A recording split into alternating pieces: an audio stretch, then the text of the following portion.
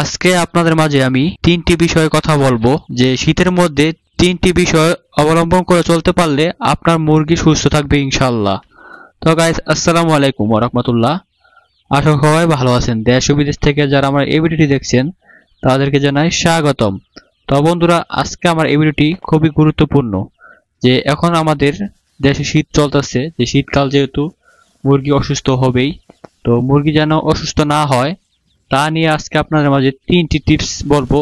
তিনটি টিপস যদি আপনারা করতে পারেন তাহলে ইনশাল্লাহ আপনার মুরগিগুলা সুস্থ থাকবে। প্রথমত, এক, যে আমরা এখন শীতকাল, অনেক যারা নাকি মুরগি ছেড়ে পালন করি বাসায়, গ্রামে বাসা অনেক শীতকাল, তো আমরা অনেকেই মুরগিকে সকাল সকাল হলেই আমরা মুরগিগুলা ছেড়ে দিই। এটা আমাদের গ্রামের মধ্যে মুরগিগুলা সবাই জানেন, আপনারা যারা যারা মুরগি পালন করেন সকাল হলে মুরগিগুলা ছেড়ে দিই। তো এটাও হলো ভুল, কারণ যে শীতকালে দেখেনি তো অনেক কুয়াশা এবং ঠান্ডা আবহাওয়া, তো মুরগিগুলা যখন ছেড়ে দেয় তখন এই ঠান্ডাতে মুরগি ঠান্ডা লেগে যায় এবং নানান ধরনের রোগ দেখা দেয়। তো আমরা চেষ্টা করব যেন মুরগিকে সকাল 9টা বা যখন রোদ উঠে তখন মুরগি ছাড়ার জন্য।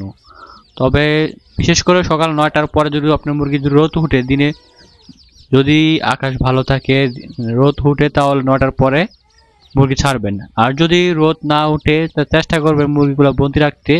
তাহলে আপনাদের মাঝে একটা প্রশ্ন, যে সারাদিন কি মুরগি বন্দি রাখবো? না, বন্দি রাখতে হবে না। যখন একটু রোদ উঠবে মুরগি ছাড়বেন। যদি রোদ না উঠে তাহলে চেষ্টা করবেন যেন আপনারা বাল্ব দেওয়ার জন্য, মানে বাতি দেওয়ার জন্য 100 ওয়াট বা 60 ওয়াট মুরগি অনুযায়ী, আপনার ঘর অনুযায়ী আপনি একটি বাল্ব ব্যবহার করবেন। 100 ওয়াট বাল্ব ব্যবহার করলে চলবে ইনশাল্লাহ। চেষ্টা করবেন মুরগিকে গরম রাখার জন্য। আপনার মুরগি বড় দেখে যে আপনি এগুলা করবেন না। অনেকে আছেন যে মুরগিগুলো বড় হয়ে গেছে, তো এটা তো কোনো সমস্যা হবে না, মুরগি ছেড়ে দেই, মুরগি চলতেছে ফিরতেছে খাইতেছে এবং কি ভালো।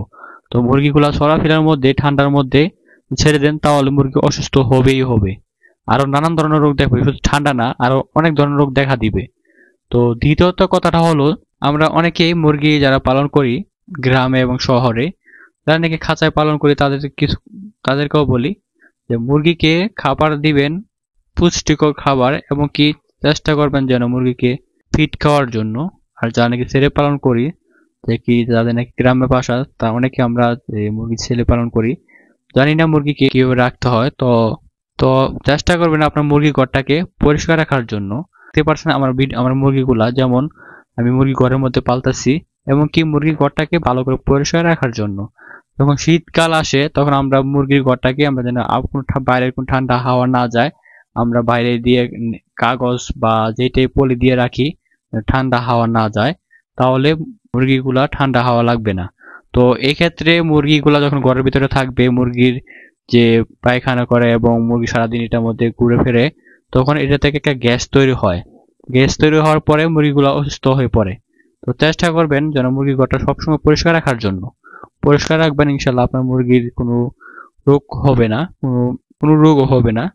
চেষ্টা করবেন সবসময় পরিষ্কার রাখার জন্য। তো তৃতীয় কথা হলো, আপনারা শীতকাল যেহেতু, আপনারা চেষ্টা করবেন মুরগিকে রানীক্ষেতের ভ্যাকসিনটা দেওয়ার জন্য।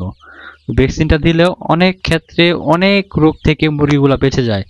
আপনারা যারা নাকি মুরগি পালন করি, অনেকেই কম মুরগি পালন করি এবং কি বেশি মুরগি পালন করি, যারা নাকি ছেড়ে পালন করি গ্রামে, তো ভ্যাকসিন বেশি দাম না। যাদের নাকি গ্রামে বাসা, আপনারা জানেনই যে প্রতিটা ইউনিয়ন, প্রতিটা জেলাতে একটা না একটা পশু হসপিটাল আছে। ওইখান থেকে আপনারা 30 টাকা নেবে মাত্র, একটা রানীক্ষেতের ভ্যাকসিন নিয়ে আসবেন, নিয়ে দিয়ে দিবেন আপনার মুরগিগুলাকে। তাহলে দেখবেন আপনার মুরগিগুলা অসুস্থ হবে না। বিশেষ করে রানীক্ষেতের ভ্যাকসিন দিতেই হবে। মুরগিগুলো সুস্থ রাখতে চাইলে রানীক্ষেতের ভ্যাকসিন দিতেই হবে। দিলে দেখবেন আপনাদের কোনো মুরগি, ইনশাল্লাহ একটা মুরগিও কোনো অসুস্থ হবে না। তো এই 3টি নিয়ম বললাম, আপনারা আশা করি আপনারা এই 3টি নিয়ম মেনে যদি চলতে পারেন, আপনার মুরগিগুলা একটা মুরগিও ইনশাল্লাহ অসুস্থ হবে না এবং সুস্থ থাকবে। এবং মুরগির ঘরে সবসময় চেষ্টা করবেন লাইট লাগানোর জন্য। লাইট থাকলে এবং কি আলো থাকলে এবং তাপ থাকলে মুরগিগুলো সুস্থই থাকবে। তো আজকের ভিডিও এতটুকুই। যদি ভালো লেগে থাকে তাহলে আমার চ্যানেলটি সাবস্ক্রাইব করে দেন এবং ভিডিওতে একটি লাইক করে দিন। এবং যদি কারো আপনার কোনো বন্ধু থাকে যে মুরগি পালন করে বা মুরগি পালনের ইচ্ছা আছে, তাহলে আমার ভিডিও চাইলে একটু শেয়ার করে দিতে পারেন, শিখতে পারে। তো আজকের ভিডিও এতটুকুই। আল্লাহ হাফেজ, ভালো থাকবেন, সুস্থ থাকবেন। আসসালামু আলাইকুম।